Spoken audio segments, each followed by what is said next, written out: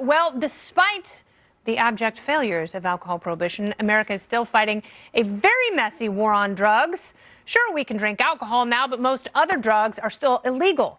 Even that innocuous weed plant. The tide does appear to be shifting as 11 states have legalized the devil's lettuce for recreational use. So should the federal government go ahead and legalize marijuana across the board? Or do we go back to full prohibition? That seems pretty archaic. Here with me now, it's the Arcview Group founder and chief strategy officer and National Cannabis Industry Association founding board member. Troy Dayton is here, along with former White House Office of National Drug Control advisor and co-founder and president of SAM, Smart Approaches to Marijuana. Kevin Sabet is here. Welcome, gentlemen. Thanks for having us. Hey, Kennedy. Thank you. So, Kevin, I will start with you because this is a very pro-freedom and thus pro-cannabis show, but you're concerned about the commercialization of marijuana. Why? I am, yeah. Well, it's the modern day big tobacco. It's being produced in all these different forms, candies, gummies, lollipops. The potency is much stronger than before. It doesn't mean I think we should arrest people and throw them in prison. I don't want to give a kid a criminal record, but I think there's a false dichotomy between that or full-throated commercial legalization, which we've seen. What if commercialization means given jobs? That this is the yeah. Well, jobs at what cost? You don't want to say. Is the issue. Well, actually, the cost is the median income for someone working in the cannabis industry is $58,000 a year. Yeah, well, that's 10% higher than the median but there's income. The cost for a death on the the cost for a death on the road due to marijuana, and there are thousands of impaired drivers that are dying and killing other people. There are, and that comes from alcohol for that because life. If you hold on, if you have consumed alcohol, you're 300% more likely to be involved in an automobile crash. With cannabis, it's 25%. I will let you go ahead and respond, Troy. According to the recent, Troy respond. Hold on. Sure, I mean according to the science. Okay, I'll still let Troy respond. Thank you. Thanks for having me.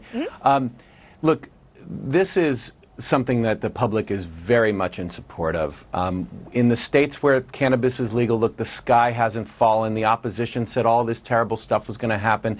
And for the most part, these laws are more supported now, years after they've been passed, than they were before. This issue has really moved forward. In fact, it's one of the few things that is bringing Americans together on both sides of the aisle right now, with well over 60% public support.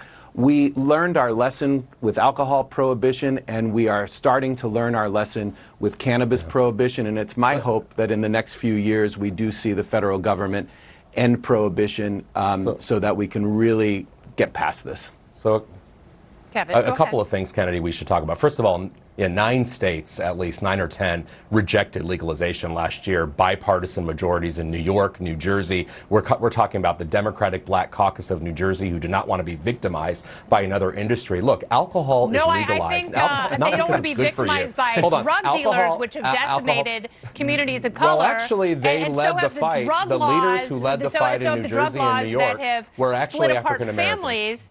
The sentencing disparity in marijuana. Colorado hasn't had a reduction in prison. I'm going to finish a sentence. The sentencing disparity in marijuana alone for blacks versus whites. Blacks are almost 4 times more likely to be arrested for simple marijuana possession. What do you have to say about that? Well, let's not arrest them, but that's for, well, what I say about that is 2 things. One, they're 4 times to be arrested for any crime, not just marijuana. So that's cherry picking. Number 2, let's decriminalize. We're talking about cannabis. Let's remove that arrest. Cherry picking. I agree with staying you. On topic. Let's remove it for marijuana, but let's remove it for marijuana. But it's very relevant that it's like that for others. It means we have systematic injustices. Well, that we do have systematic injustices. By legalizing we also have we're making guys that look like Troy and me and you, Kennedy, rich. Hold on, Kennedy. We're making people that look like you, Kevin, and me, and Troy, people that look like us, very rich. Yeah, and we will get rich from legalization, just like we've gotten rich from alcohol and tobacco. There are plenty of people who don't look like you and me who have great ideas. And I understand that. Sure, they do, but they're not making money from pot. Actually, they are. Troy, I'm gonna give you the last word. No, they're not. Look who has the licenses. Kevin, zip it. Let's give Troy the last word. Go ahead. This is, I mean, Kevin brings up a good point. This is a huge opportunity for Americans to go for the American dream. It's a huge opportunity. We just put out new numbers, 48% growth in the legal cannabis market just this year. And every dollar that's being spent in that legal market is a dollar that's not going to drug dealers on the street. And this is a huge opportunity. Imagine 100 years ago, you had the opportunity to be part of ending alcohol prohibition and start a business then and invest in businesses then. That's what we have the opportunity to do legalization right now. And it's a huge opportunity. Gentlemen, thank you so much. This was wonderful. 2 thumbs up. Woo! All right, Kevin and Troy, very good.